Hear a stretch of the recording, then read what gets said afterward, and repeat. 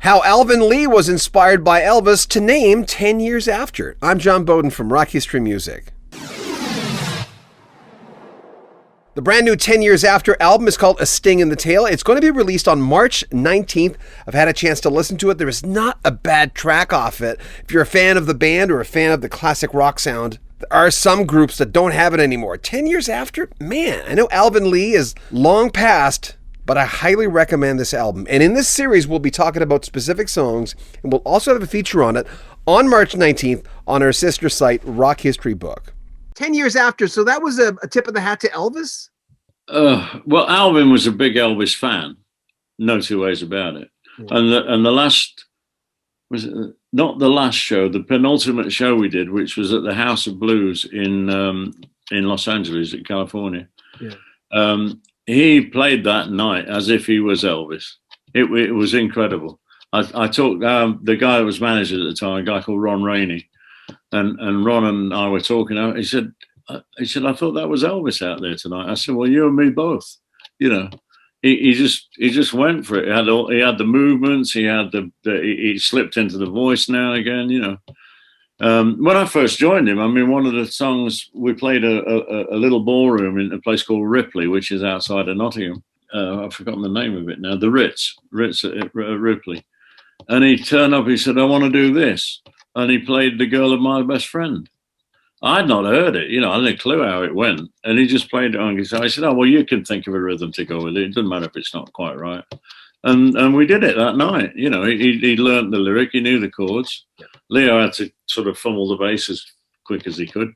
And that was it, yeah. And they were both great big fans of Elvis from the beginning, you know, Scotty Moore and the big Bill Black combo.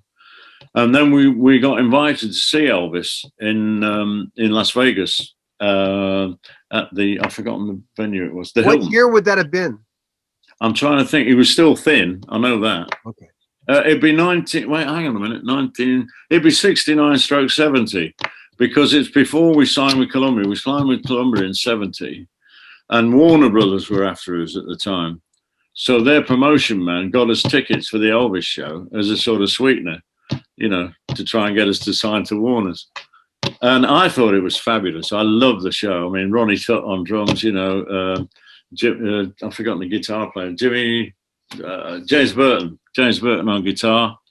You know, the Sweet Sensations vocalist, the girl that does the very high, the soprano, you know, in Caught in a Trap. What's the song called? Caught in a Trap. Suspicious Minds. Yes, Suspicious Minds. I mean, absolutely stunning. You know, Leo and Alvin hated it because he didn't do any of the old Jailhouse Rock or any of those things. You know.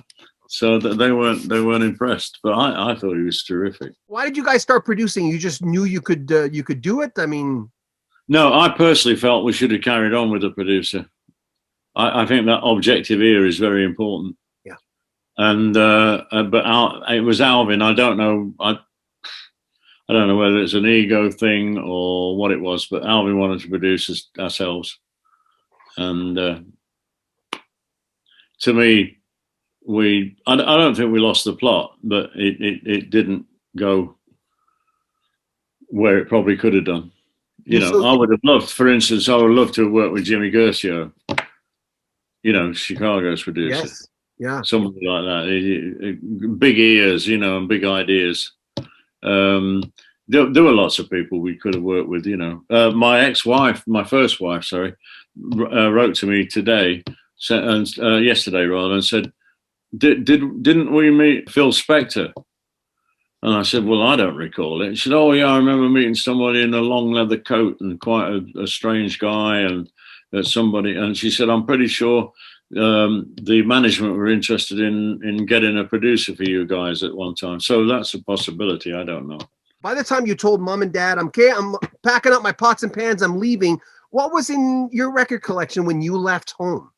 Well, my very first single that I bought, you know, plastic single, was, or vinyl, I suppose you would say, was Roy Orbison, Only the Lonely. Oh. Believe it or not. I must have heard it on radio or something. And I then bought, I'm a big Everly Brothers fan. That became Well, I have an EP with Dream, Wake Up Little Susie. There's 4 tracks. I can't remember them all, but I've still got that here.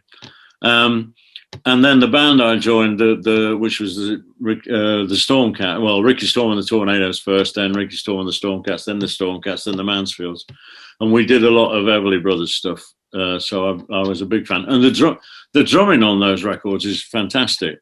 You know, yeah, Jim Keltner, Lonnie London, and Jim Gordon did those in the main, and they're great. They're always very original. The drum tracks. You remember Kathy's Clown?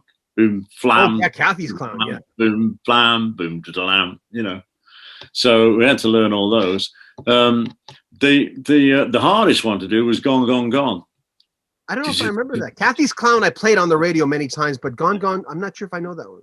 No, it was. I don't think it was that big a hit. It was some sunny day, baby, when everyone sings okay, baby. You're gonna wake and find that you're alone. 'Cause I'll be gone. Yeah, maybe gone, gone, gone. Robert Plant covered it with Alison Krauss, I think it was, on an album many years later, done by T-Bone Walker, the producer. Check it out. Maybe I'll check it out. I have to tell you, I'm not overly impressed with Robert's version of it. I much prefer the Everly's.